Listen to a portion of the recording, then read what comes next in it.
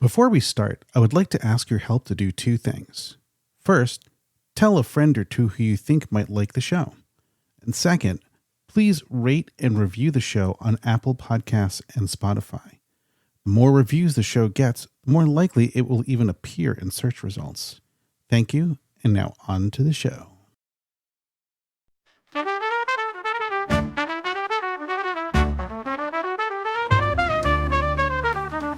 They make the trek out to Burning Man for a week and a day. After a lot of work, there's a lot of play. Party, party, party, drama, drama, drama, bitch, bitch, bitch. Year after year, they come back to scratch that itch. They all say their lives have been changed. After many years, lives have been rearranged. That change is what this show is all about. You'll see the impact of Burning Man up and out. So sit back, relax, and cancel all your plans. These are the stories about the shadow of the man.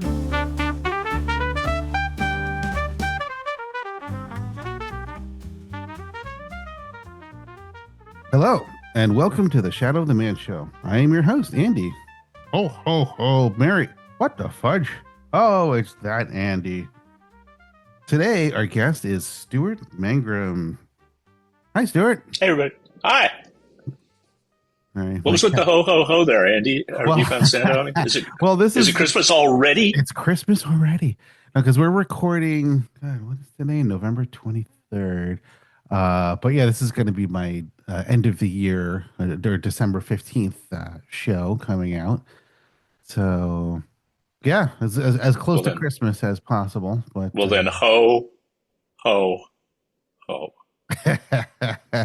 Well, it's funny because I actually just watched the SantaCon documentary. I was streaming it. I loved it. It was amazing. I think everyone should go out and see it. I think by the time this comes out, I think are they playing it in San Francisco on the December 13th? I heard there was going to be a San Francisco showing. Yeah, I watched it too. Well, there's one I think in December, but then I think there's one in like February, early February. I think it's like the official premieres or something. Yeah. Well, that's great. I'm sure John Law will be very happy. Yeah. It's very much the John Law show, isn't it? Yeah. Have you've seen it? I take it. I have, and yeah, but of course, Chris Radcliffe in his final performance steals the show as he was wont to do. So. Overall, good effort. It was a little triggering to see myself back then. You know, we all have mixed feelings about the monster that we created back then. Yeah. Well, the one kind of, I don't know, like kind of the odd thing was like at the end when they go to the current like SantaCon, they're in Times Square in New York City, and I'm just like it's like some giant like booze fest like street party thing, and you can kind of see on their faces they're like what kind of monster have we created here, you know, like it just doesn't seem like it's the same vibe. Absolutely not. No, it's funny, you know, they liken it to Burning Man in the sense that, you know, events that keep going on and on really ought to stop. And, you know, there's a little bit of interesting parallel in there for sure. Mm-hmm. But the way I look at it, back about a dozen years ago when the Cacophany book came out, Tales of the San Francisco Cacophany Society, which is a fabulous book. John Law, Kevin Evans, the late Cary Galbraith put together a really terrific, you know, coffee table book on Burning Man. Excuse me. See, there I go. I'm getting them mixed up again because one of the reviewers said, and I love this. He said the relationship between Cacophany and Burning Man was the child that devoured its parent. That's pretty. And if that's true, SantaCon is the child that stole its parents' car and wrecked it, emptied the parents' bank account, took a shit on their parents' carpet, and burned the house down. Yeah, that's true. So what came first for you, Cacophany or your trip out to the Black Rock? Well, interestingly, they were one and the same. I had been interested in the Cacophany Society for a while, and the first event I attended was this Burning Man thing. Uh, so I did not. I mean, Burning Man really didn't have much of its own identity back then. This is 1993. It was just a Cacophany event, Mm-hmm. uh, publicized in the Rough Draft newsletter, and I went out there. Actually, I was Tom Sawyered, as we say, into Uh, working my first year, not painting a fence, but I was persuaded that it might be fun to publish a daily newspaper in the middle of nowhere. Uh, and yeah, thanks, thanks, Danger Ranger, thanks, Michael, because he was right. It was a lot of fun, and I got immediately hooked on it. Just the idea was kind of audacious because I'd seen pictures of the place. There's nothing. There's not even a damn rock out here, right? well, how many But people were there in '93? What, like a couple I hundred? think I think according to the website, it's like 700. I don't know if anybody was really counting, but Yeah. uh, yeah, it was still fairly small. It was small enough that you could pretty much meet most of the people over the course of the long weekend. And Mm-hmm. that's what it was. It was a long weekend. It was Labor Day weekend. I think we went out on Friday, Thursday, Friday, and came back on Monday. And did they burn the Uh, man on Sunday night then too? Or they did. yeah, Yes. There was no temple. There were no street signs, street lights, no no trash fence. no trash cans, no organization really to speak of, um, I mean, how could you and no even shame. tell? No shade. No, I said no shame. Oh, yeah, probably a little shade either. There was very little shade, and no lights at night. That's the thing. People ask me, "What's the biggest difference, Stuart?" Hey, Grandpa, what Really? was Burning Man like when you first started going? I said, "Well, when it got dark, it just got dark and stayed dark because the only light we had was either fires, car headlights, or that one guy with the obnoxious forehead Hippie flashlight, mace. shining it in your face." Yeah. Yeah, Uh, and probably not many generators even, right? no, and the few that were hated, and sabotaged because it was very quiet at night. It's quiet and dark at night. People So kind of no one like had that. like air conditioners in their little flimsy tents. No, there was one. We published the newspaper in a cargo trailer, a windowless cargo trailer with no air conditioning. So that meant we could only work at night, and distributed it during the day. That was towed behind the bus of a guy named Andy Pector. So that was when I went. That was the first RV that I saw, the only real RV. There were Mhm. a couple other buses out there. Actually, come to think of it, Robert Burke had his bus, A Brush with Color, and a few people who had buses. But I don't recall any RVs, only a few generators, and lots of quiet. Yeah. So no lights, no generators, no RVs, no pumping base, no e-bikes. No. I mean, I'm sure people had like some bikes at least, maybe, There maybe. were some bikes, yes, But it also and probably some wasn't that spread out. unicycles, and Yeah, but it also wasn't probably that spread out either, right? I mean, you can probably walk from one side to the other like fairly quickly. yeah, absolutely. We had, I think, in 95, 94, we brought our first theme camp. We brought Tiki camp, and we camped actually in the bar because the bar was attached to our old VW microbus that we slept in. We decided that was a little bit too intimate, so we decided to make a home for ourselves in the suburb. My wife, Paisley Hayes, and I. So we actually pitched a tent that was probably about 50, 60 yards away, and that seemed like that was in another country. Uh, and we commuted, to our jobs at the bar. Um, but it was far enough away that we did not see the person who stole the entire tent and everything in it. What? Uh, I was, I think, the first victim of a serious Really? serious crime out there. Yeah, somebody just pulled the pegs, threw it in the back of a truck, and took off with it, with all our Wow. stuff inside. And Because I remember like because my first year was '96, and yeah, I remember like definitely like on burn night, and I mean there would be like these guys driving around in box trucks and just yeah, keep looking at oh, camp. the hippies are high now. Go Like, get their stuff. yeah. I mean now, I But mean, but kind no, of they it was so unexpected that I thought for like an hour I walked around looking in the back of all my friends' trucks and under their cars and stuff. I'm like, come on, guys, where is it? Where is it? yeah, I thought someone Um, was just pulling a prank on you or something. but no, it was gone. And that year, also, someone stole a porta potty. What? So I like to imagine in my fantasy world that they just drove out into the wilderness and created a little homestead with my tent and one of our rented porta potties. Well, I mean, I'm honored that you think so highly of my things that you would prefer to take mine to make a homestead and live out there. Like, Yeah, okay, but yeah. that was also when I first discovered the endless capacity for gifting and generosity. Because we looked around at that night, it was like, well, we're going to sleep. Suddenly all of the gear appeared. We were immediately provisioned with a whole nother setup of tents and bags Hmm. and ground mats and everything. So So that kind of brings me to one of my first questions I have for you. So what exactly was the first theme camp at Burning Man? Because I've heard different people say different things now. Because I've heard you say like your Tiki camp was the first camp. I've heard other people say Christmas camp. There was this Christmas camp, right? And then I was actually interviewing Harley, and she was like, "Oh yeah, when I went in, I think it was 91 or something," and she's like, "Yeah, we did this." Kind of desert, kind of harem kind of thing. And she was like, "Yeah, and we were the first theme camp." And I was like, "Huh?" I mean, but I think maybe what people would like look back in time and describe as a theme camp. It's like I'm sure they didn't like call it that at the time, right? yeah, I actually did some research on this, Andy, because like I said, I think Tiki Camp was the first real theme camp as we think of them today. Because Okay.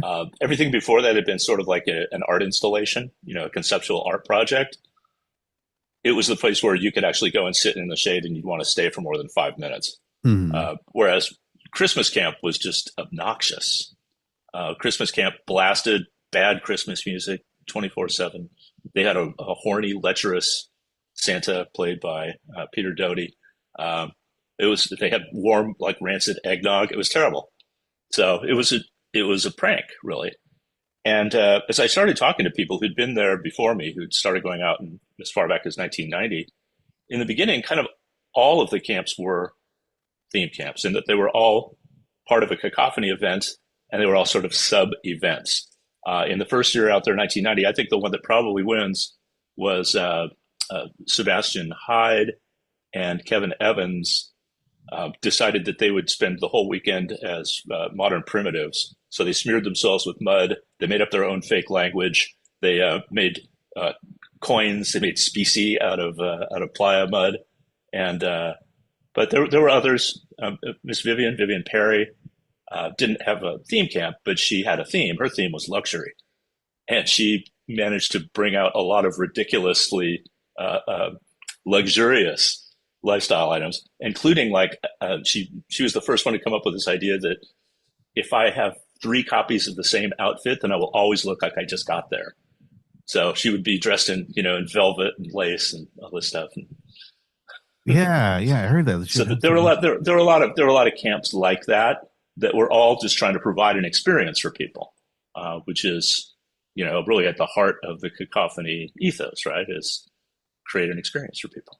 Yeah, because I mean, in the beginning, like it was just like in 1990, it was what, like 80 or so people that just kind of caravanned up there together, and they just kind of camped in a like little horseshoe, and they set up the man like 100 feet away or whatever, right? And yeah, and everyone just kind of, I mean, it wasn't so organized. It's like, oh, and there was no, like we said, no generators or anything, but like no one's filling out like a form describing is like describing your activity. It's like what? Just come here and then talk to me. That's your interactivity, right? Like, Yeah, I remember reading the description of the event, and it was bread baking. We'll bake bread. It's like that does not sound exciting. I'm sorry. yeah, It didn't seems like somebody make like a little like out of playa mud, like a bread oven or oh something? yeah. That actually happened in 1990. There was bread baking. Uh, there was modern primitives, and there was a man. I'm not sure what else. Yeah, yeah, yeah. So yeah, so 1993, your first year, and so you got roped into doing the newspaper. What was the newspaper called originally? Or like, what? It was the Black Rock Gazette, Oh, and Michael had published one issue in 1992. He brought out old Mac and a laser printer and a desktop coffee machine. All this equipment that was in his office in Oakland. Michael and John Law and Chris Radcliffe owned a business called Central Sign Services, um, which was also a front for the Billboard Liberation Front, but that's another whole other rabbit hole. Uh, so he basically brought out a bunch of office equipment and did a one sheet. And he said, really, you could have fun with this, Stuart, because at the time I was publishing a zine myself called Twisted Times, and it was getting pretty deep into page design and layout, using PageMaker 1.0, and I was like, yeah, that sounds like fun. So and it was fun, but that kind of roped me into doing writing for Burning Man beyond that newspaper. Right, the newspaper was a great fun for was great fun for a few days, but then by this time I struck up a friendship with Larry Harvey, and he was like, we had this newsletter that we put out. We like to do 2 of those a year. Maybe you can help me write that. So I started writing Building Burning Man, and we shared the persona of Daryl Van Ray, Larry's evil alter ego, and interviewed each other, and made up the newsletter for around scene. This was before the internet broke. I mean, the internet was still DARPA. It was still nothing but research institutes and military on it. The commercial internet didn't really land. I think it was till late 1995. It was when the first Netscape browser came out. Oh yeah. I may be wrong about that, but I'm pretty sure it was late 95, because that changed everything. Suddenly we had a website, we had email discussion groups, we had lots of going on. And that's, I think, a big part of why Burning Man grew so fast. Some would say too fast in the mid to late 90s, that there was an amplifying effect of people being able to connect off the playa online. I mean, it basically doubled every year, right? I mean, Yeah, it did, yeah. until it kind of blew up in our faces in 1996. Yeah, yeah. I mean, that was my first year, and I remember showing up on Saturday, and I don't know. It just I remember my just first impression, or just lasting impression was like, because I didn't know what to expect at all, and I just remember it just being like, this is like Dante's Inferno. It's just like there's just like everything's on fire. It's like you constantly are smelling smoke. People are throwing like polyester couches in bonfires, like it's all like I smell like burning plastic and stuff, And I remember like seeing tents get run over by cars and stuff, and I'm like, and there were just some crazy experiences. But of course, coming back at the end, it's like that was so crazy, that's insane. This is like I almost died, but it's like I gotta come back and do this again.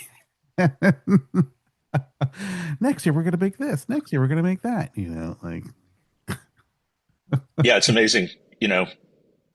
Burning Man has always been kind of like the elephant being described by various blind people who are standing in different parts of it. And 1996 was a perfect example of that. To most participants, it was like amazingly great, and they wanted to come back and do more stuff. For most of the organizers, it was a disaster, and most of the volunteers quit. Like all of the rangers, I think, except one, quit. Uh, mm, you know, yeah. John Law famously quit. I quit. I took 10 years off after that. Oh really? I did. Yeah. Um, I mean, there was a lot going on in my life, like trying to make my mortgage payments. I was the only person who owned a home, and when I realized that I had made a mortgage payment on my credit card, I thought that was probably pretty unsustainable because of the amount of work I was putting into it in the months leading up to Burning Man. Hmm. That combined with all of the rancor within the organization and their inability to balance their checkbook. Yeah. I mean, You know, how organized was it beforehand? I mean, 'cause I think definitely after 96 they got, is that when they formed Black Rock City LLC? I mean, yes, that is correct. Yeah, yeah. it was an LLC held by John Law, Larry Harvey, and Michael. Hmm. And yeah, money was always strange.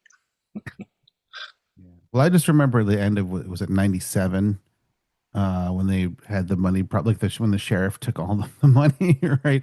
And then there were Larry standing on the hay bale or whatever, and just was like, "Hey, if you give us $500, we'll get you, you'll have like a ticket for life." And I remember like looking at my empty pockets, the lint, and I was like, I wish I had $500 right now, But I have a couple of friends. My friend Curtis Coleman, like he was one of them who bought one of those tickets. I think Mhm. who else? Gary, yeah, and it's still to this day. There's like 20 people or something. Like they still have like Yeah, and time. that whole event, spawned the regional network. George Papp, I believe, was one of those people, Oh yeah, and he right. went back to Austin and started throwing parties, and then that led to Burning Flipside, which is the first official regional event. Yeah. Uh, so yeah, '97 was a huge, huge transition year. A lot of people, it was doubtful. A lot of people were doubtful that it would even happen at all after '96, and I was pretty confident that it would. I didn't know if it was something I wanted to still be part of, but I was pretty confident it would happen. Hmm. I remember this saying at the time, it's like, you can't stop people from going out there. There are now way too many people who love doing that thing, and they're going to do it whether you organize it or not, which proved to be true years later with Yeah. the not burn. Renegade burner, whatever. Yeah. But that's, it's the momentum is in the community, and it's That's it's kind of cool. become an unstoppable force, like SantaCon. you know, you Yeah. can't you can't make them not do it. So you went like 93 to 96, and then you took 10 years off.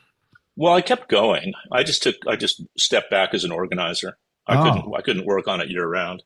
I remember having Larry over for Thanksgiving dinner one year in that time in my house, and Larry's just talking about next year this, next year that. We went outside for a smoke, and I'm like, dude, we just did it, right? It's only been 2 months. Can we just give it a rest and talk about maybe something else? Let's talk about books. Let's talk about films. We like all those things. He's like, yeah, yeah, yeah, yeah, yeah. And he went back in and sat down at the table, and he's like, next year. So, he lived it year round. It was kind of like, I don't know, I think he was kind of like one of these magicians. I don't know what form of magic it is where words create reality. He just spun that story into existence by keeping it going and yeah. always talking it up to everybody that he ran into. Well, it's funny And it because worked. I remember like when I first came back from Burning Man, it was just like every third word was the word was Burning Man. It was like, so honey, Burning Man. I went out to Burning Man and then Burning Man, Burning Man, Burning Man, Burning Man. And after the first 30 minutes, it was kind of like, oh, that's interesting, and then 3 hours later it was like, okay, you can stop saying that now. And then 3 days later it was like, you have to shut up. Like I will leave you if you keep talking about that. Like I can just imagine for Larry, yeah, I mean that's well, it's kind of like the whole nature of this show. It's just like the influence or impact of Burning Man. Like for Larry, I mean, that's his whole life, right? I mean, that's his It entire was. like No, it reason was. for being, right? I mean, who is it? Dan Miller told me about like they had both gone to some Raku like beach like thing like in 1976 or something, and that who was like, oh, that was like the first kind of time Larry saw like, oh, there's people camping and there's fire and community or something. And then he was like, oh yeah, then 86 and we built the man and it was out in Baker Beach, and then each year it got bigger and bigger. And then it was Larry who went to Cacophony, right? And said he was like, "Oh, I want more people to show up." Was that how it No, went? no, I haven't heard that. I wasn't involved, but I've not heard the story told that way. Ah, Larry used to tell me they just showed up.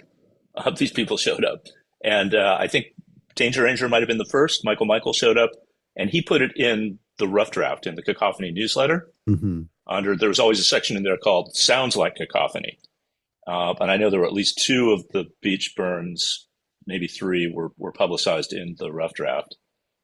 Um, so yeah, Yeah. and And Larry so, Larry did end up becoming a member. Well, he was a member because the Cacophony Society, that is, of course, part of the Oh, credo is you may already be a I'm member. ready to be a member. He realized that he was a member, and he went on a number of events with us Yeah. that weren't Burning Man. Did you ever did he ever do the bridge climbing? No, no, not a bridge climber. Yeah. And yeah, I kind of wish I had never done that. I was Did you ever do that? I mean, fun fun fact about me, Andy. I was arrested on New Year's Eve of Y2K climbing the Oakland Bay Bridge in a tuxedo with a backpack full of martinis with seven of my best friends. We spent the night in at 850 Bryant, in the drunk tank at the San Francisco jail. The only sober people on New Year's Eve. It wow. was pretty sad, Probably but the most well dressed people in the drunk tank too. we were extraordinarily well dressed. No, it was kind of exciting for a moment. It was like we were in an action movie. You know, there was a Coast Guard boat down below shining a spotlight up, and wah, wah, wah, bullhorn, and a helicopter came in above. They had us trapped from both directions. But Were you guys climbing the tower, or you actually yeah, were we're going? climbing the furthest west tower, the one closest to San Francisco, Yeah, because I mean, I remember and I was seeing some pictures in the Cacophony book of people actually going up the cables, like with no harness or anything. Else. Like, oh, I would not be caught dead doing that. Like, those cables are basically safety rails. It's as safe as you can possibly make it until the high winds come up. But no, we got up to the roadbed on that trip and did not ascend above the road level before we were interrupted rudely by law enforcement and asked to step away. and is it like because Harley was telling me like she did a bridge climb, but you know, it was like a ladder. It was like some like narrow little ladder, and you got to kind of Yeah, climb there's. up. I mean, it's the thing is all designed for access, so you don't have to be a mountain climber to go up any of these bridges. And You it's like internal or quasi internal, right? Like, no, but inside the yeah, some of it is inside the trusses. Yeah, yeah. um, and yes, I mean, actually getting onto it is the tough part now. The Golden Gate Bridge, they did a huge security upgrade on it and pretty much welded shut all the access doors and put security cameras every like 50 feet. So Hmm. the Golden Gate Bridge is no longer a soft target as it used to be in the early days of Cacophony. But that doesn't mean you can't use it for an event. One of my favorite Cacophony events was the Race of Doom, or also known as the Thousandth Jumper Marathon. What was that? You know, Golden Gate Bridge has always been a destination suicide spot. And there was a time there in the 90s when it was getting up to the number 1,000. That sort of turned into a death count. Every time somebody would jump, they'd say, "This is the 987th. This is the 991st." And so we decided to have a race of doom to be the 1,000th jumper. So we all, on the day of the San Francisco Marathon, we all put on race placards that said the number 1,000, and we staged a mock like skirmish out there, trying to jump over first and pull each other back. Stop traffic for sure. That Oh was fun. wow, wow. Do you remember? Because okay, because I lived in San Francisco in like '94 to 2001 before I moved out to Hawaii, but I think it was some. I don't know. Maybe I'm mixing up the time, but like somebody put a diving board on Yes, Golden it Gate. was around the same time. Yeah, that one. Nobody took credit for it, but I know who did it. Their secret is safe. Yeah, that was like literally at the same time. Yeah, yeah. Because I remember there were some pretty outraged people. Like, how dare you? You know, I was like, well, that's hilarious. Because it's funny is often a good enough answer for me. Yeah, yeah. So you got Tom Sawyer into doing the Black Rock Gazette. Was that just? I imagine you just did one episode or one, No, no, we took it daily, Andy. We made it a daily. but it's only like Uh, 3 days, right? I mean, yeah, but we had three editions, and one of them was the Sunday edition with a Sunday supplement and a crossword puzzle and a horoscope and all that stuff. Yeah, I wow. had a pink sheet. It was two sheets of legal size paper on Sunday. So yeah, we wrote a bunch of the stuff ahead of time, and then we Oh, kind of okay. populated the news hole with whatever nonsense I we was would gonna make up on the spot. Yeah, I was gonna say because that would probably take up a good bit of your time, just like writing these stories No, and we wrote stuff in advance, like artist profiles and all that stuff. yeah. Larry, pontificating.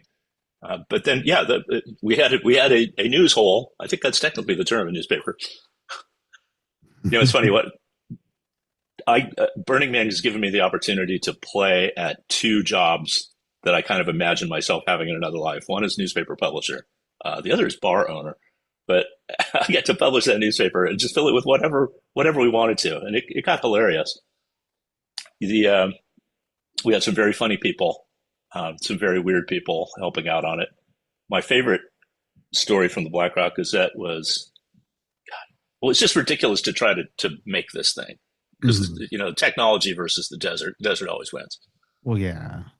So we had endless problems with the equipment. For instance, pinch rollers, those little rubber rollers that make paper slide through a printer, they Yeah. don't pinch once they get playa dust on them. You have to take it apart and clean them every like 20 or 30 copies so they'll still grab. So constantly battling things like that. And I think it was 95, third year we did it, 94 or 95. We had a printer failure, or actually we just didn't have the right driver for the printer that we had, so we couldn't print anything.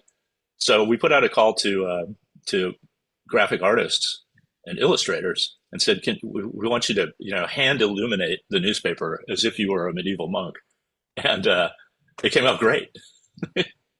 But there's all kinds of, as monks are wont to do, there's marginalia, some of which is pretty disturbing if you go through that. It's all on the Burning Man website. If you go to historic publications and look at the Black Rock Gazette for 95, I'm pretty sure Oh, wow. you'll So see you some of pulled, those. so in 96, you kind of pulled back from doing that. I mean, I think Black Rock 90, Gazette doesn't. 96, but it kicked ass in 96. Black Rock, the Mhm. Gazette was firing on all cylinders. I had a whole production team uh, of drag nuns and zine publishers. We did three episodes. Each one had a different daily editor. Every one of them made fun of Adriana Pissclear with with with with with we reviewed Pissclear uh, and gave it in tones that were super condescending, like well, it's just a local cute town newspaper. scrappy little, we use words like scrappy. Anyway, the newspaper was great. The That was also I also helped bring the first radio station out to Burning Man, which was Radio Free Burning Man. That worked great. It was also the first year we did a webcast. And this is the part people don't even believe, that in 1996 we did a live stream from the Black Rock Desert. It's true. Wow. Wow. 640 by 480, I'm sure, like Yeah, but that was also the year that putting all that shit together, I ended up making mortgage payments on my credit card. yeah. Yeah. Well, My daughter was in high school, and I'm like, she's going to go to college, and I think I should probably be a responsible. I yeah. should play adult for a while. Well, that's the thing a lot of people don't realize. Like life does intrude, and some people have lives and families. That's why I took 13 years off, and yeah, now my son is just like he just finished all his college applications, so nest will be empty soon.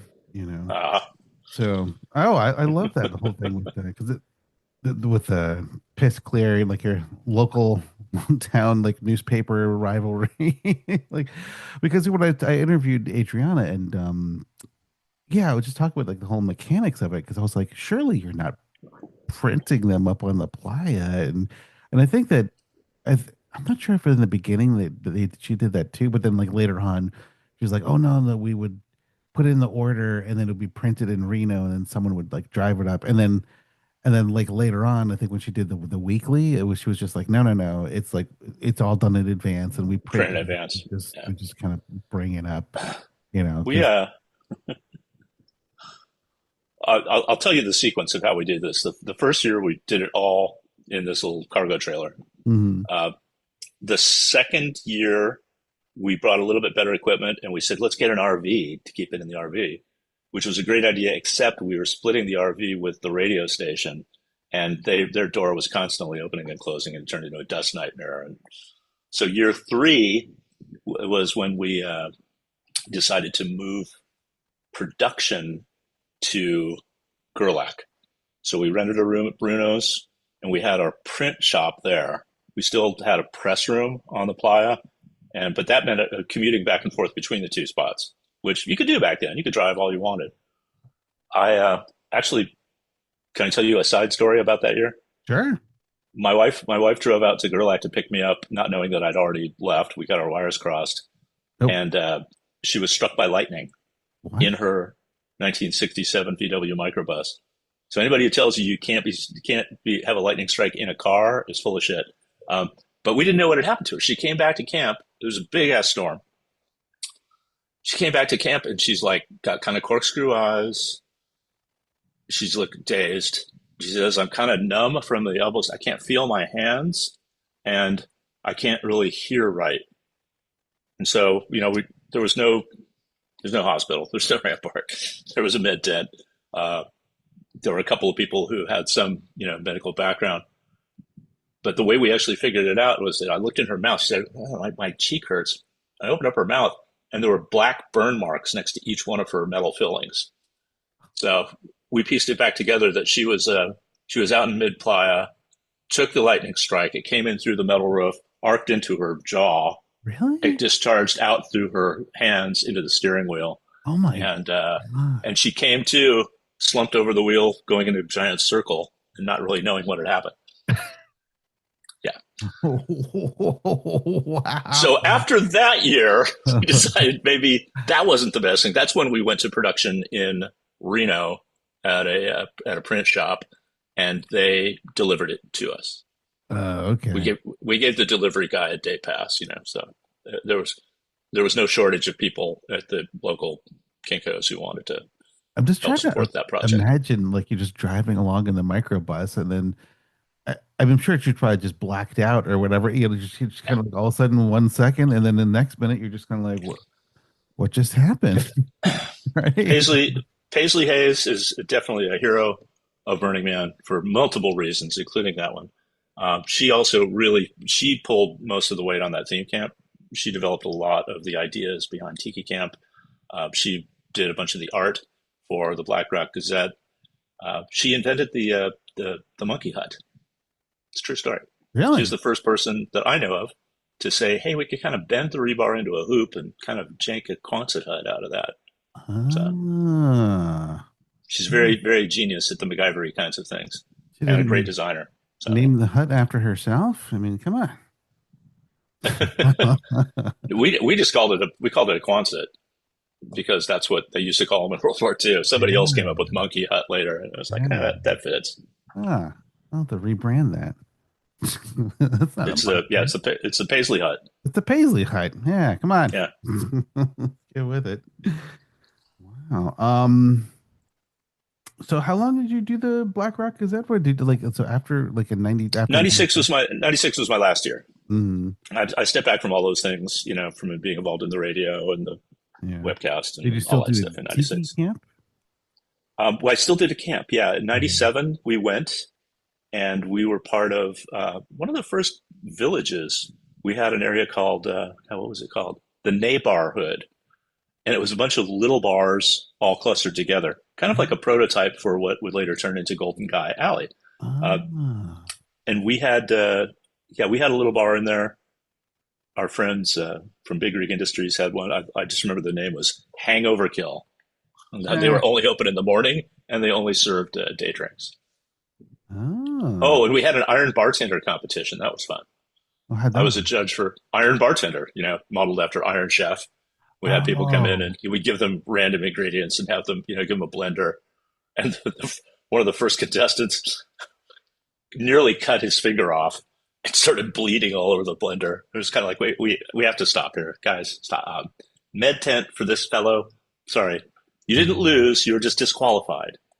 Oh, come on! You didn't give extra points for that. It's like if you show blood. Yeah. Well, we weren't above making meat drinks. God, I'm trying. What was the name of that camp? The Aesthetic Meat Foundation.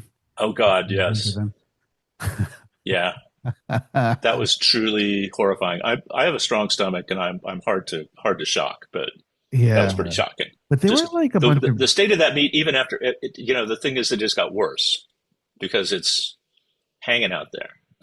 But Okay. also they were like splashing blood like on the directly on Yeah. the playa and stuff, and like, but they were like a bunch of vegans or something. I heard. I remember they're like, "This is our I protest." couldn't bring myself to get close enough to them to find Yeah, out. yeah. And another I was like, that's blasphemy. your art, bro. That's your art. That's fine. I respect that. Yeah, but then going back to what you're saying about like 95, 96 or so, like the internet kind of becoming more like available for like ordinary people to organize.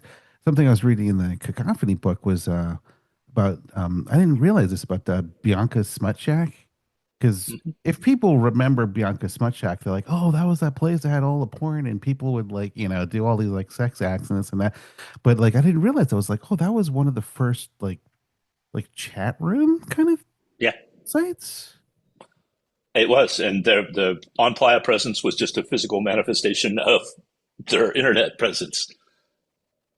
And Okay. yes, Is that what the internet presence was like?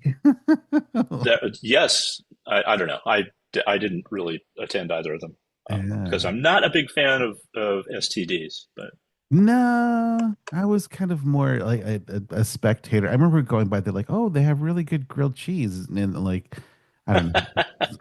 The line was really long and they were like, oh, you oh, can look at all this porn and all these people. I mean, my funniest Bianca story, it was because it was basically like those flat top shade structures, and then just they brought like two or three truckloads worth of couches, and there's just all these couches and all these people like having sex all over the place, and there were like tarps like all around the outside, and I was like walking around the outside, and I saw these two like Black Rock Rangers, and there's the tarps would kind of like peel back, and you can kind of there's this opening you can kind of see inside, and there's these two Black Rock or Bureau of Land Management, I should say, like Rangers, not Black Rock Rangers, oh, BLM okay. Rangers, right? So the guns is there, everything, and they're just there, arms crossed, and they're both just like staring intently, like at this little like this gap, in the thing. And then so like me and my brother and my friend, like we just kind of sidled up to them and we were like behind them. We're kind of like cross our arms too, we're just kind of like looking like over their shoulders, and you could see a man and a woman in a sex act, and we're just kind of like, oh, and so like we're watching the cops like watch these people, and then like one of the cops just kind of slowly just kind of like turns, it's just kind of, I guess he kind of like senses, like there's some presence behind him, and then just kind of he's like turns around, he was like, whoa. And we're like, oh, hey, sorry to surprise you, officer, and he was like, nothing to see here, move along. Do you really say that? Yeah, yeah, yeah. That's kind of, that's kind of one of the buttons on your on your talking cop doll. Yeah, yeah. Nothing to see here. Like, oh, it seems like there's plenty to see. Yeah. Wow. This is a hard-hitting investigation. We're in the middle of. Wow. So that was the early days. So when did you kind of get back into more like working and organizing or working for the man? Well, like I said, I kept going. I didn't go every year, but I went most years. I still would do theme camps. And 2010, I helped my good friend Robert Burke bring his ill-fated giant mobilized Zeppelin, the Hindenburg, which was a fiery debacle. Uh, but it was, God, I think it was 20, shit, I don't know, 2012, 2013. Yeah, 2013. Larry Harvey called me up kind of out of the blue.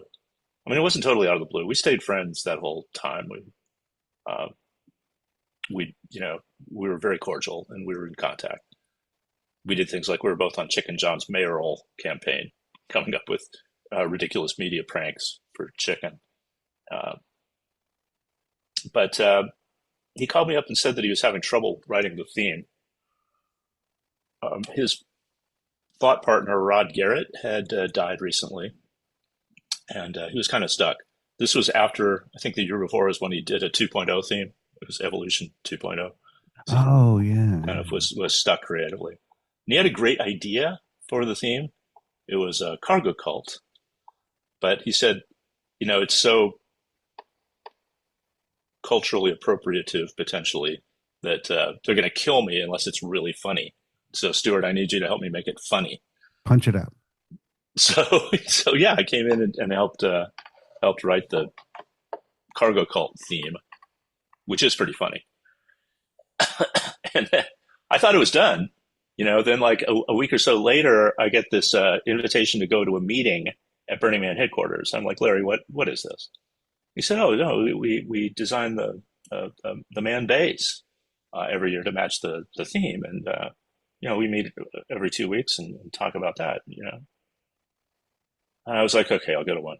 I went to two, and after the third one, I came out and my old friends Harley K. Dubois and Marion Goodell were both kind of sitting there with their arms crossed, looking at me like, "Are you working here now, Stuart?"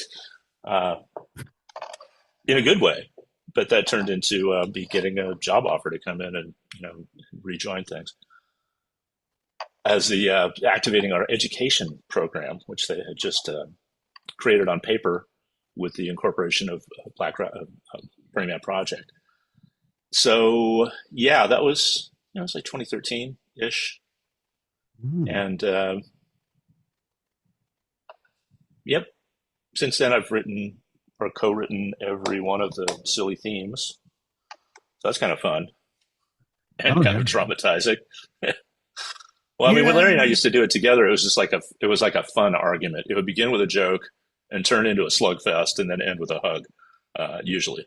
Yeah. But God, bastard, had to go and die. So now it's like nobody to argue with. So, well, who do you bounce around ideas with now? Like, I have a close group of people that that are old timers like me. I take the temperature. Pretty much that's all I do on Playa anymore. Is I talk to people about ideas for themes, and kind of do a giant focus group on different theme ideas and theme directions. I just wouldn't listen to anything in the swamps of social media, because it's like, like Reddit or anything. People they're never happy about anything. It's always like, oh, this sucks. Why? I mean, it's like, what, you want to just like do a carbon copy of like the one that we had before? It's like, oh, the floating world 2.0. There you go. Like.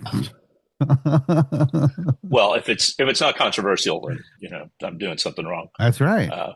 Yeah, but I really love the theme. This is super non-controversial. I was really expecting people to go, "Oh, please, barf," and now everybody's just like, "Oh my god, that's so good." I think they're upset because you've made it difficult for them to be upset about it. Well, there's a little bit of grumbling from the art department that they're going to have too many trees. And that was maybe an unfortunate choice of illustration. I love the illustration that Tanner Boger did for Axis Mundi. It's this beautiful world tree with roots with DNA strands in them and reaching up to the infinite heavens. So they're thinking like MOOP issues, like people are going to be bringing. No, just that the art will be. We already have a lot of people make trees out there, Andy. In fact, a couple of years ago, this is a fun story. I got caught out by the trash fence when a complete whiteout storm came in. I had a cart, but I spent like the next 2 hours going at like 1 mile an hour back into the city, navigating by my good old analog compass that I still wear on my wrist for situations just like that. Wow. And we passed a tree, with LED lights on it. And then like 5 minutes later, we passed another tree with LED lights on it. And then 5 minutes later, the person next to me goes, "Stuart, we're going in a circle. We keep going to that same tree." No, there were just a lot of trees out there. I think, I don't know, the tree of Tenere was an inspiration to so many people. That was a magnificent tree. What was that? It was the one with all of the super sophisticated programming of lights in the leaves. It had like thousands of leaves that all went through, different pattern changes and colorations. Better than that. Anyway, hepatitis tree. Remember I called it appetizer, but it's like was it the shower? Or at night it had like fire where like during day it would like drip water and people would like, oh look, this giant outside shower. And it I think it just like recycled the water like and then it dripped Mm. down and then pump it up and drip down. Like I don't think there's any filtration. And afterwards people were like, yeah, a bunch of people got hepatitis. No, I missed that one, but yeah, I was water is like, always a miracle. Water is always a miracle in the desert, right? I mean, yeah. Chicken John had his tap out there in a very early year in the '90s. He just put in like a like a garden tap with a hose bib on it, and Uh-huh. poured a puddle of water underneath it. It was it actually connected to anything, or it was I just don't think so. I don't think so, but it something looked to, like it was working because the I was wet. ah, It might have been connected to something. something to stumble over It was a joke. immediately. It was a joke. Yeah. Wow. So, okay. I mean, we'll smash cut to nowadays and so well actually so you're brought in to help with like the education department, whatever. 'Cause I know Caveat said that you and him and Larry also sort of formed I guess which is now the philosophical center, right? Was that around the same time or the Yeah, it was 2016? a little bit later. It was a Yeah. couple years into the tour, but yeah, Larry decided to activate that program area basically through mostly through writing. Mm-hmm. So he called a convention of a lot of writers to activate a blog series around the 10 principles, Mm-hmm. and Caveat was one of those. And then he and Caveat and I all enjoyed just having a philosophical conversation every couple of weeks. So Yeah. I can't say that the philosophical center was super productive of anything that you can look back and say, look at all of this canon of literature that we produced. Mm-hmm. I mean, we did some essays. Caveat, is super prolific, and he's written probably more about Burning Man philosophy than anyone. And when Larry died, I was tagged with that title, so I'm now the director of the Philosophical Center. But I got to be honest, my work is less in philosophy and more in storytelling.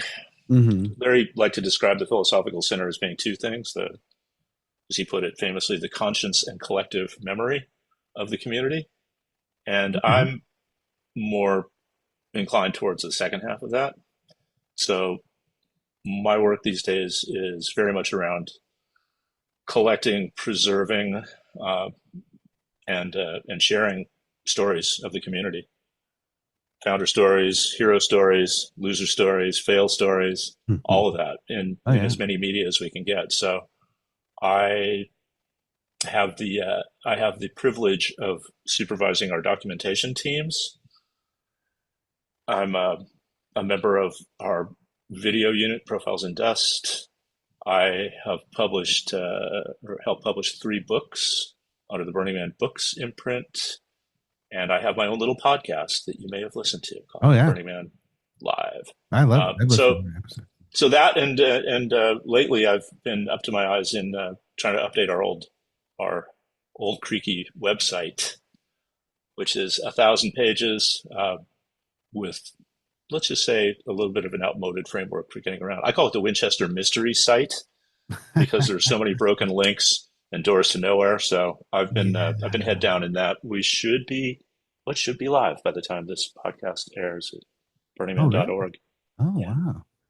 Yeah. Well, I know that the regionals section of it was has notoriously been kind of janky and like out of date. Oh my God. Oh my God. Yeah. Yeah. And it wasn't even on the same platform. The last time we did a migration from from bespoke volunteer code to WordPress, to an older version of WordPress, regionals got left behind. And so Oh regionals really? was still its own little world. Uh, so I'm happy to say that that has been addressed. Oh great. And we now have things like an event finder. So if you wanted to know what events are happening this summer around the world, where you can find that out. Yeah, Uh, that's awesome. Yeah. yeah.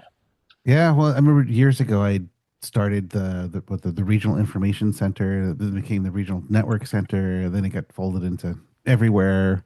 But as I remember, was it Anthony in New Orleans would always decry me every year. He was like, Andy's giving us homework, because I thought of the model of kind of like, when you go to like a convention, the different, so you would different regionals would make like a poster, so so like each place would have like a poster, and so I was like, okay, like everybody, like I'll make some janky ass one based on like what's on the website, and then that's going to be like your default, and like unless you guys like come up with something in your and at first like hardly anybody did, but as the couple years went by, like more and more people like made them, and I was like, what if they just kind of took these as like a PDF or whatever and just like copied and pasted it onto the website? Like, this is better than just like a, text information. It's like, here's the email address, here's the website, it's like, oh, people like posting pictures, but I don't know. I'm sure some of those things really exist somewhere. But Well, baby steps, baby steps. oh yeah. Yeah. First, it's a modern publishing environment that Oh people can get yeah. into. So whatever happened to the Black Rock Gazette? I mean, Oh they don't God, I think still. they did it. They did it through like 2000 or 2001. Uh-huh. But newspapers everywhere kind of tell Yeah. the same story, don't they? Who reads a newspaper Yeah. anymore? And then, And it, with, Adriana with doesn't go anymore, and she kind of folded the Piss Clear and then Weekly, right? But I mean, I know that there's some sort of newspaper now, like, uh, they'll probably keep popping up. yeah. Over the years, I've probably seen at least a dozen of them. I don't know. The one I really missed was Spock Science Monitor Oh, Spock or Mountain Spock Mountain. Research. I Yeah, actually camped next to them. Was it 2003 or 2004? And yeah, they had a similar thing where it's like I remember they had like a trailer and then had like their computers and they were printing up and they had this God, what was it called?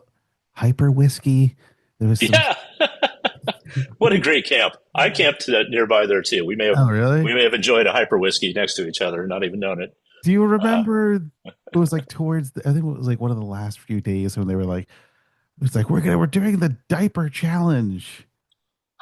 Do you remember that when they were like, we're gonna wear no. diapers and we're gonna walk around all day long and nothing but diapers, and then it's like at the end of the day, it's like you have to use the diaper, and I remember them telling me they're like, this is harder than it looks.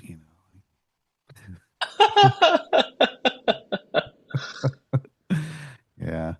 All right. Well, this kind of gets us to our second questions. So where does life begin for Stuart Mangrum? So what's your pre Burning Man, pre Cacophony background like? Where'd you grow up and what happened to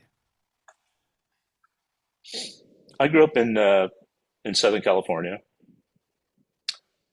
and I remember thinking I was impressed by my dad had a couple of friends who had done lots of different things. So when it came time to like picking a career path, I was always like, I don't want to do that one thing and get my gold watch and retire. My dad had this one friend named John McGroarty who he'd been in the army and in the navy. He was a prize fighter. He was a published poet, and he'd started a bunch of his own businesses. Right. He went on to at the age when most people retire, he joined the Forest Service and led a crew of youth making trails. And then when he finally did retire, he went home to Ireland and fixed up an old cottage on the seashore. you? I was like, that's a life, right?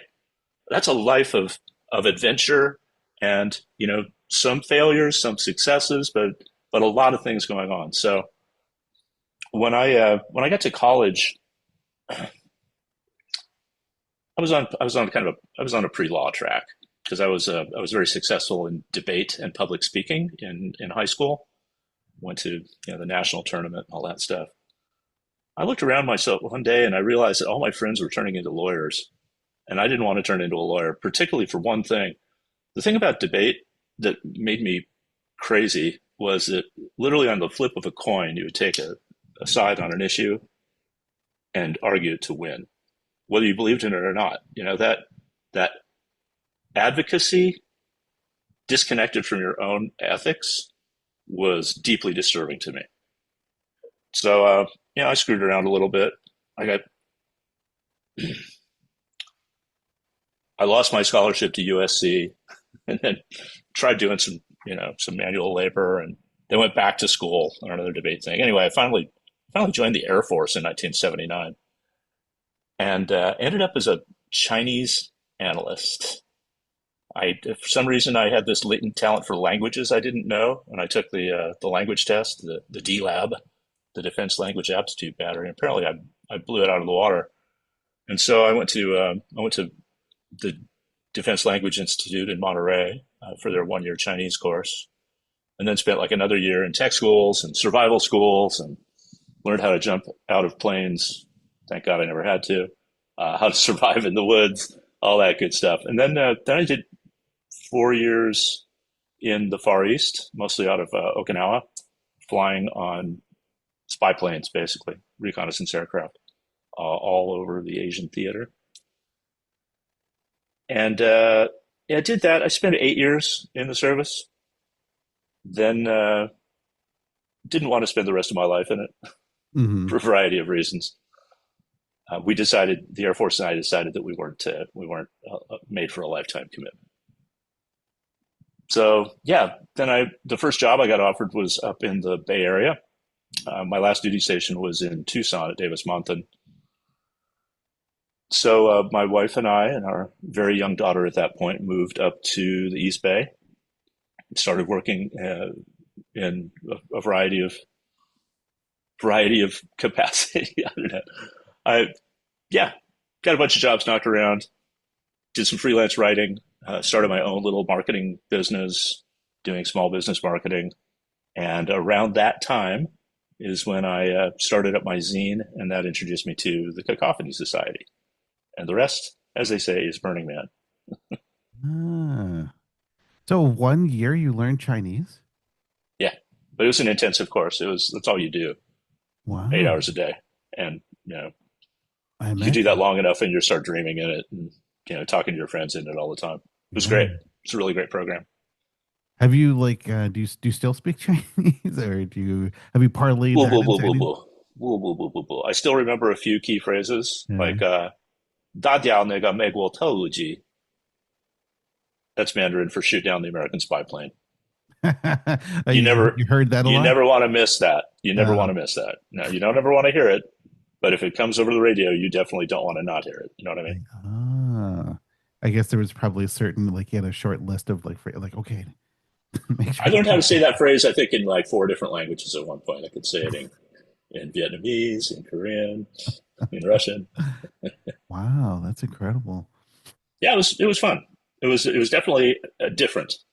A lot of people most people who join the Air Force don't end up actually flying on planes. And I flew like 120, 130 odd missions on different types of intelligence related aircraft, Wow. Yeah, and it's got to interesting. travel a lot. Yeah, yeah. See the world. But it's interesting how like as a number, how many people, especially like in the earlier years, let's like have who were involved with Burning Man. I'm not sure what about Cacophony, but like who have like a military background. It's true. I think, you know, Air Force Survival School was, I think, my first truly transformative experience being out in the woods in Eastern Washington for 2 weeks in January. I definitely learned a lot about myself. I learned a lot about my leadership abilities and obligation to other people. How to survive together. And so, yeah, camping in the middle of a desert, 100 miles from civilization, was really nothing to me. Um, I helped write those first survival guides. And there's one phrase that was in there. I think it's still in there. That survival guide has so many coats of paint over it, but there's still a kernel in there that I wrote. What is said that the absolute essentials are an open mind, a sense of humor, and positive mental attitude. Because survival training all starts with PMA, man, with positive mental attitude. I'll never forget the story on like day one of survival school. they told us a story about I think he was a air guard pilot. His plane went down in Alaska, kind of in the middle of nowhere.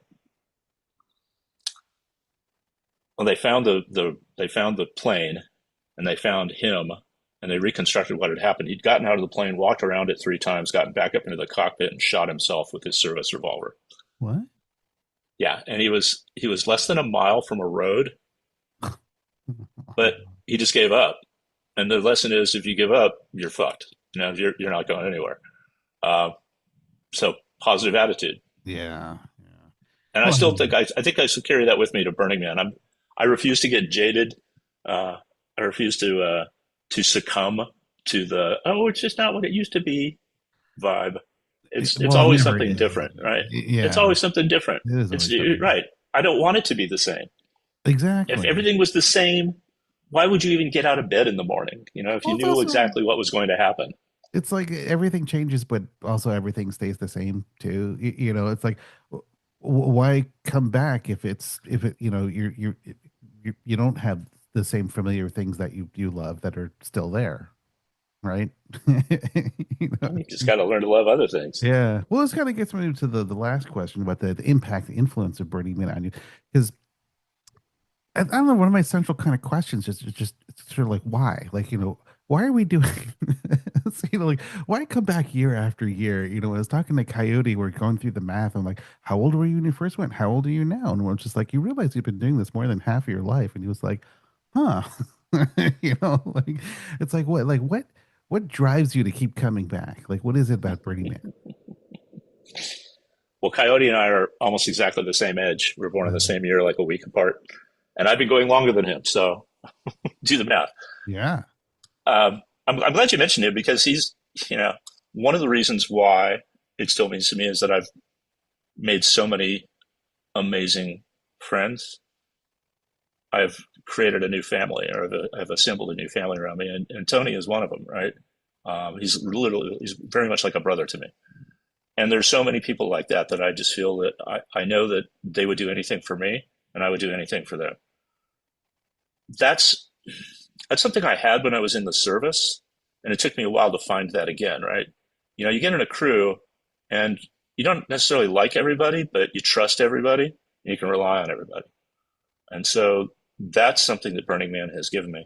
But that's not why I keep doing it. The reason I keep doing it is for people who haven't experienced it yet.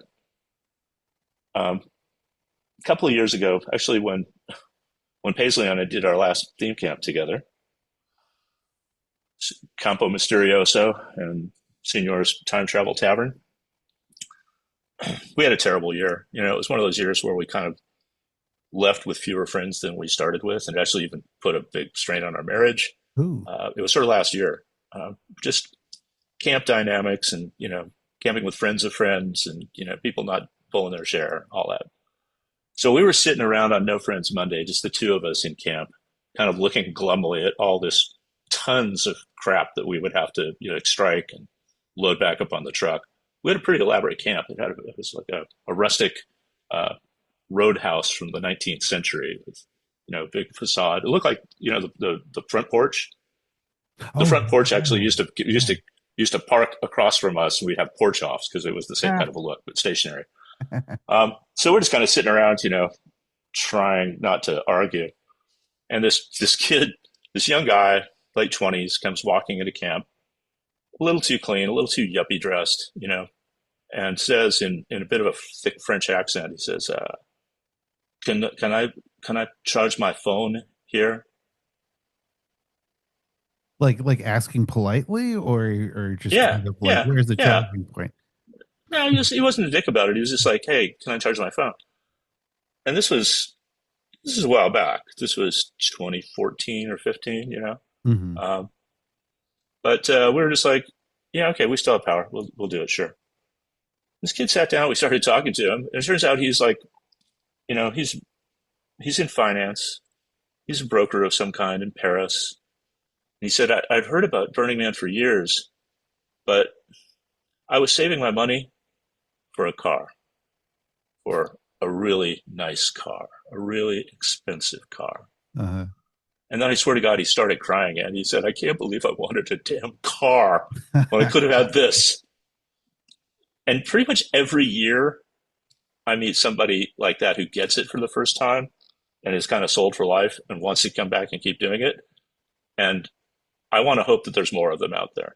Hmm. Particularly at where we are now in our history, we are at definitely a generational inflection point. Hmm. I'm not going to be around to keep doing it indefinitely. It's already honestly, it's a bit of a strain on my health to go out there, Hmm. but I want there to be more opportunities for more people to have that kind of an experience. So, and it's not just endlessly repeating Black Rock City. I believe strongly that the regional network has capacity to grow, and that there should be just more opportunities for more people to get into the culture and have their first experience, even if that's just a park cleanup and in their hometown or whatever it is, to start working with the kind of amazing people that you and I know are gravitate towards this world. Oh yeah. Oh yeah.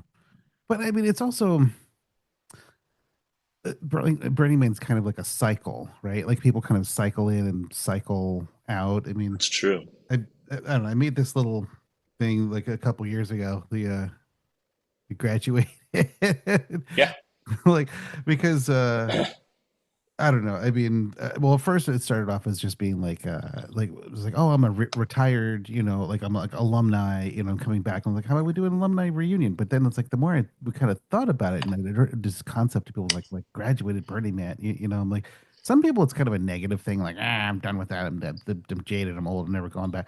But then the other part, I was like, well, no, no, no. You could look at it as like I went to this 4 year university, like I got this incredible education. It's like I now have this diploma in my hand, I'm like I'm going to go out in the world. And I'm going to make the world a better place. It's like Burning Man doesn't mean it's like, oh, you get the bug and then that means you just have to. The only worthy experience is going back to like Black Rock City, like every year after Mm-hmm. year after year. It's like I said, you can do like regional events or some people don't even do that. They just kind of just They incorporate. make up their own Burning Man. Yeah, yeah. I yeah, I think about this a lot. When I first came back to Burning Man Project a dozen or so years ago, I was coming out of a marketing background. I had worked for years in the agency world, building e-commerce websites and operating, marketing websites. And I sat down and I was like, all right, what's our product? Right? If we got a website, what should it be selling? What are we selling to whom? And people are like, oh, it's like this. Oh, it's like that. It's like TM or yoga or blah. We're selling a transformative experience. So I sat down and I built a pipeline model. I said, really, what are the stages, right? From people who are aware of Burning Man, which is in the tens of hundreds of millions, people who are interested in or curious, burner curious, which is a subset of that, people who have gone to an event or two, participants, people who have gotten deep into being a contributor of some kind or another, either bringing a camp or a car or an art project or a donor. What's beyond that? And I think it is the graduate. I really do. It's, if anything, our end product are cultural leaders who will go out and take this vibe out into the world and do something we haven't even imagined, right? And there are lots of them, right? There are other events that were informed by this experience. They don't call themselves a Burning Man event, or they might not map to all the same, exactly to all the same principles. But to me, that's the ultimate impact, is people who go out and start something that we didn't. Oh yeah. And and not to, for them to do something like kind of like unique, and not just kind of get bogged down and just like, oh, we're gonna replicate exactly like Black Rock Right. City, like make it your own, do your own thing, and it's specific to where you are. Yeah. And Bella here wants to be part of the show. I'm not sure if you can hear her purring. Well, we're just about at almost hour and 15. This has been a really amazing interview. Thank you so much. Anything you want, any like, well, thing you want to plug, or any like you want to point anyone, just like any like websites, or if anyone wants to get a hold of you, like I think if you like listening to podcasts, and if you're listening to this one, you Yeah. probably do. I certainly hope you will at least give a listen to Burning Man Live, available through all of your normal podcast channels and some abnormal ones. Yeah. Uh, Really. there's some very fun episodes. Actually, the one that we're dropping in a couple of days Uh-huh. is one of my favorites. We recorded a bunch of them on Playa this year, or the webcast trailer, Oh yeah, and yeah. this one is with a fellow named Root Hub, also known as Aloha. He lives in Waimanalo. It was funny because like I just got in contact with him because a couple of friends were like staying with me and they're like, oh, and we stayed with Root Hub down and so I've You been asking, absolutely should connect. He is a yeah. fantastic human. He's a longtime DPW guy, and he and a partner of his started a, a consumer food waste recycling composting company Oh. uh, that's serving local agriculture, not the plantations. Mhm. And he's a fantastic musician too. So he plays a little music for us too. It's a great episode. Yeah, yeah. Check it Well, I have out. to say I have listened to every one of your episodes. Oh, No, no way. seriously. No, That's like because 120 or something. I've been listening for a Yeah. while. Yeah, yeah. No, Okay. because All right. I took 13 years off and like I said, like raising my son, like life and truth. But you know, I remember trying to kind of keep my toe in the water and in my job, yeah, I work in a hospital and just like looking at a microscope all the time. So it's where I listen to like a lot of podcasts. And for the longest time, I was like, why isn't there a Burning Man podcast? And then like only like much later did I find out it's like, oh, there actually are a couple. I mean, I think like that's when I found yours, and I was like, wow, and I started listening to yours, and then I was like, oh, there's a couple of others. It's like the burner cast. There's like accuracy third. Accuracy third. Yeah. Yeah. I haven't listened to all of those ones. Like I'm not gonna go back in time, listen to like, hundreds and I don't know, 1,000 hours of audio. But um but yeah, I don't know. It's kind of like we were talking about like on the playa this year. I think that each show is kind of like a cover sort of a different facet of Burning Man. It's complimentary, not competitive, and but yeah, I definitely encourage all of You got a the favorite episode you want to point people to? of your show. Let's Yeah. see. I'm trying to think. They're all really good. It's like with the interview process, and it's just like they ask, it's like, oh, what are one of your flaws? And it's like, I work too much. Yeah. I can't think of anything off the top of my head. My flaw is I'm not self critical enough.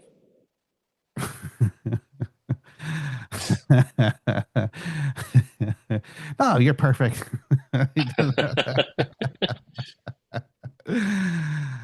Yeah, yeah, yeah. All right. Well, Well, since this is Christmas, I will throw another suggestion out there. okay. Look for the holiday special we did a couple of years ago. It Oh, was a lot of fun.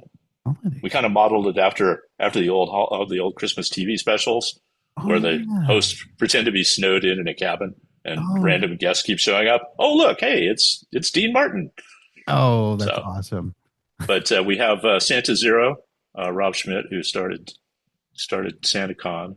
We have one of the founders of Tiki Camp, Lisa Archer, and then we have my favorite bit is Tubatron playing, accompanying himself on the tuba while he sings Hanukkah in Santa Monica by Yeah. Seth Lerer. Yeah. Anyway, they're all good, Yeah. except the ones that Excellent. suck. Oh, no. Nothing sucks. All right. Well, thank you so much, Stuart. Yep. Thank you, Andy. Thank you for listening. If you enjoyed this show, please subscribe, rate, and review it on Apple Podcasts, Spotify, or wherever you listen. The more reviews the show has, the more likely it will even appear in search results. Also, please tell a friend and share this show with anyone that you think might like it. Word of mouth reaches quite far, especially in the Burning Man community. If you would like to contact us, please send an email to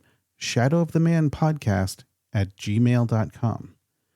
You can also follow Shadow of the Man on social media at Facebook, Instagram, Blue Sky, X, and YouTube. The links for all of these are available at shadowoftheman.com. Feel free to use any of these social media accounts to provide any feedback you might have. Your thoughts on the show are greatly appreciated. Thank you, and see you soon for a new episode of The Shadow of the Man. Thank you for listening to this latest show. We have to make another one, so gotta go.